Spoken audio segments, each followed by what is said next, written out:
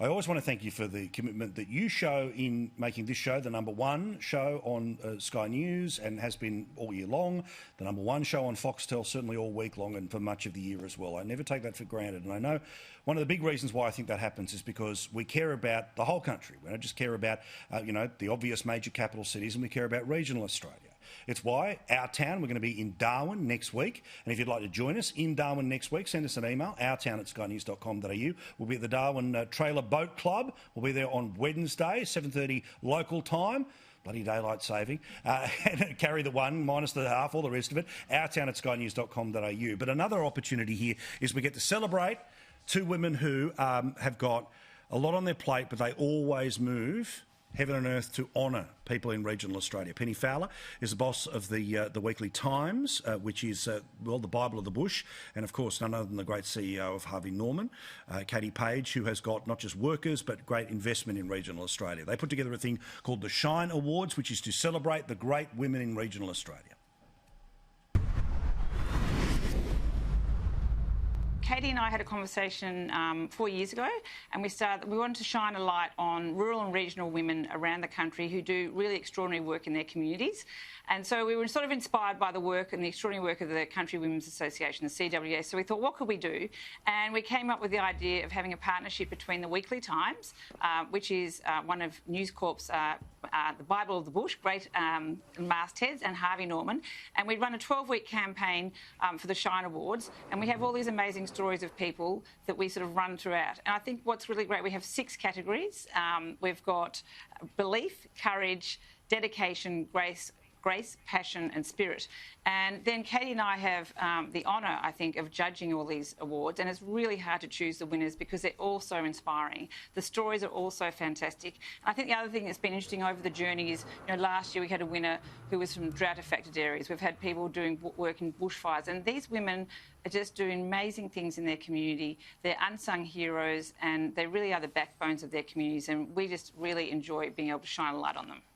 Katie, when you're sitting there and going through the 300 people who made it through to the final rounds, what process did you use to work out that one, not that one? That's a really interesting question because it's so hard.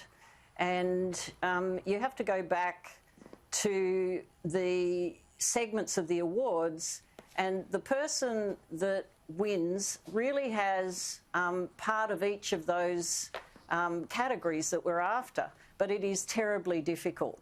And I think, with Penny's talking about how important this is for regional and rural Australia, how we want to shine light on the women out there, but it also shows each year what you're dealing with. So last year, as you remember, drought was very big.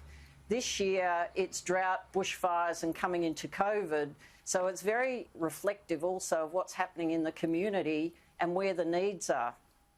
So, Penny, give me an idea of the people that are shortlisted. Who are the types of people who made it through to the final rounds? And as you say, everyone's worthy, but those that have been deemed to be slightly more applicable. So, we have a magazine and we have 18 different finalists in there. Look, there's all sorts of people. We have Nadine from Darwin, who's a care flight pilot. We have Noana from Palm Island, who does work there with Indigenous young people. We have people, Kate from Ballarat, who's doing festivals and getting people out and about in Ballarat. We have Carmel, who lost her son to an accident in Queensland. We have people from all around the country doing amazing things. We have someone who's got her own clothing brand. We have someone who started up a festival in Kyneton. So there's just all sorts of different extraordinary, and I've probably missed some, but they're all sorts of different stories. And we have another one who was actually profiled in the Australian the other day, Meg, who goes around and gives farmers a holiday. And she goes and looks after their farm while they can take a holiday, which is a fantastic initiative as well. So they're all different stories and they're all doing great things.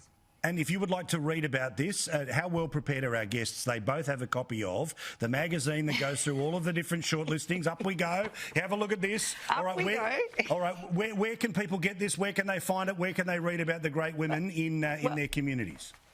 Well, where you can read about it, it's in the Weekly Times, which comes out, was out yesterday. And then tomorrow, Friday the 20th, the magazine will be inserted in the Friday Australian newspaper. So pick up your copy and you'll get this fantastic magazine. And then also, obviously, Paul, on here, you're going to profile some of the stories too. So we really try and get our stories out as widely as we can, so all these people can read about these incredible, inspiring stories. Penny, I love how all in you are on regional Australia and the commitment that you've shown to the paper, but also these awards is fantastic. Katie, what you do to support regional business, regional women and regional communities, well, I could sing your praises all night, but there is somebody that is looking forward to hearing who the final winner is. So tell us who gets the Shine Award in 2020. Carmel Beresford. Carmel's story is just the most heartbreaking story. From Yulo in Queensland, on a farm, her young son got killed in an accident on the farm, and she decided that through the grieving process she would write a book about her son Sam. That book became a very big seller, but it also helped so many people out there that had lost their children, not just on farms, but with accidents in all sorts of regions of Australia. And what it did highlight for me was the number of accidents that actually happen on farms compared to the rest of society. And just, right, you're in these remote areas, you're working to grow food, to do all sorts of things that are fantastic for our country, but you're putting your life at risk like this because you can't get help that easily compared to if it happens in the city. But this woman, Carmel, has just shown enormous strength of how can I give back, share Sam's story, but make sure something worthwhile comes of it. I thought she was an extraordinary winner, and I'd just like to congratulate her and all of her great work. And I know that Penny and the rest of the judges were just, when they read her story, we thought this woman has to be the winner. Good on you, Katie, and Penny Fowler as well. Carmel is a lady who's always going to have a Sam-sized hole in her heart, and I had the absolute privilege of talking to her a bit earlier. Carmel, thank you very much for joining us, and congratulations. Thank you very much. Now, obviously, we all wish that there was a different path to this. We wish that you didn't have to go through the pain. But as somebody who has gone through loss, it's really important that people also know about the outpouring of love that can happen after the worst possible things. Has that been your experience since you lost your boy? Oh, certainly. We're part of a very small community here, so it was obvious here, but Sam was known pretty widely out here in the west of Queensland. So we received a lot of support and a lot of comfort from a lot of people. So when you decided to turn your attention to writing a book, did you have an expectation that that book would one day be published, or it was a coping mechanism for a little while? When you were sitting there in the middle of the night or the middle of the day, what did you think was going to happen with those words that you were writing? Well, at the start, it was just a way to cope. I'd been away and had some counselling, but counselling for me was 800 or 900 kilometres away, and I just couldn't stay there to have continuous counselling. And this was the way that the counsellor told me to try and manage my grief.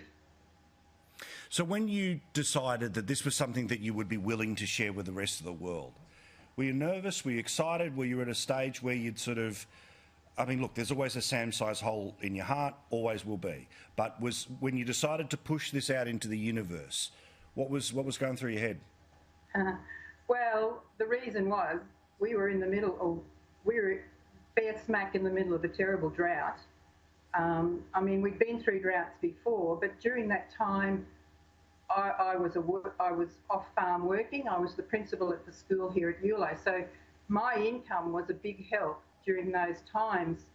But I wasn't working anymore, and we were getting a little bit desperate for a little bit of extra cash. So I had this book sitting there. It had been sitting there for 12 months, and so I thought this might be a way to help. And it seems like it has been such an important tool, and certainly what Penny and Katie Page were talking about the reason that they decided to shine this spotlight on you, to make you the recipient this year, was because of not just the success of the book, but the power of the book as well. I'm imagining not a day goes by, or at least certainly not a week goes by, when somebody doesn't reach out to you with their version of the same story. Has it opened an ongoing dialogue with normal people? Oh, yes, yes. Before the book, I was fortunate to be a member of a closed group of people who had lost someone, more so through an industrial accident. And I came to be quite friendly with a couple who had lost their son in an industrial accident, and it was just so good to have someone else, probably in very much the same situation as me, to have that contact with. Yeah, I've got a similar relationship. My wife and I went through our troubles with our firstborn, and we've got very good friends in Bathurst. So shout out to Kate and Dave, because again, it's a club you don't want to be in, but when you're in that club, you're there forever, and the bonds. You know, it's a different dimension to friendship. So let's talk about when you hear that this award, you know, you might have been shortlisted for it, let alone have won it. What's the past couple of days been like?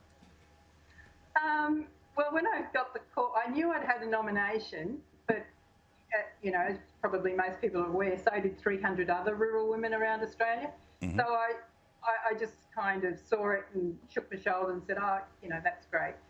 Then I had a call a couple of weeks ago to say that, you know, I was one of 18 finalists and one of 3 in my category of courage. And even that felt a bit, I was daunted even by that prospect. But, you know, this week to have the news that I not only won the category, but overall I was just thrilled. I was gobsmacked. And they put you on the front cover of a magazine. Did you think that you would be a cover girl? Never. It is lovely, but, you know, I have to temper that, Paul, with the reason I'm there, you know. Yeah. And I'd swap it, as you know, I'd swap it all tomorrow for that boy to walk through the door. Of course. And this is the thing, there's not a person who doesn't understand that there's not, you know, that sized hole in your heart and in your family. But, you know, to share the story as you have gives other people strength. And it's this thing where you know as well as I do that something terrible is going to happen to somebody tomorrow, and someone might give someone your book that helps them find a path, right? That's why we leave these little crumbs to help pull somebody through the darkness. And I just want to say on behalf of whoever that family is who have no idea what's coming as soon as tomorrow, thank you for doing what you've done, and thank you for doing it as a way of honouring your son as well. Congratulations. Thanks very much. Thank you, Paul.